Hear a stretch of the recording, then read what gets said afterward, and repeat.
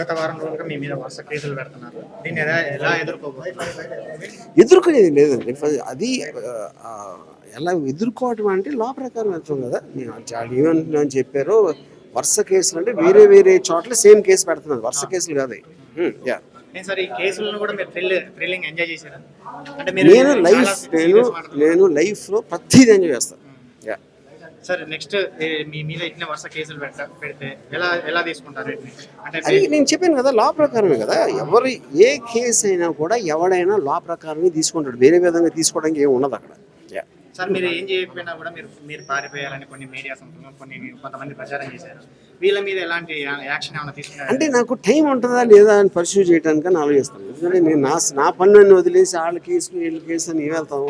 అంటే మీరు ఇలా వదిలేసి ఇంకా ఎక్కువగా ప్రచారం చేసే అవకాశం ఉంటుంది కదా సార్ భవిష్యత్తులో?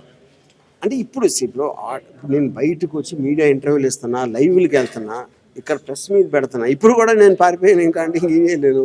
సార్ మీరు ఇంత కష్టాల్లో ఉన్నప్పుడు వైసీపీ పెద్దలు జగన్మోహన్ రెడ్డి గారు కానీ సజ్జల రామకృష్ణ రెడ్డి గారు ఎవరన్నా ఫోన్ చేసి మిమ్మల్ని మీకు సపోర్ట్గా ఉంటామని అన్నారు? ఫస్ట్ ఆఫ్ ఆల్ నేను కష్టాలు ఉండడం అనేది తప్పదు.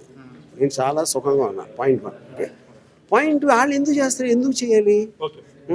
నేను వైసీపీ పార్టీ కాదు. నేను జగన్ గారి మీద నాకున్న ఒక ఇంప్రెషన్తో సినిమా తీశాను. నాకు వైసీపీకి సంబంధమే లేదు.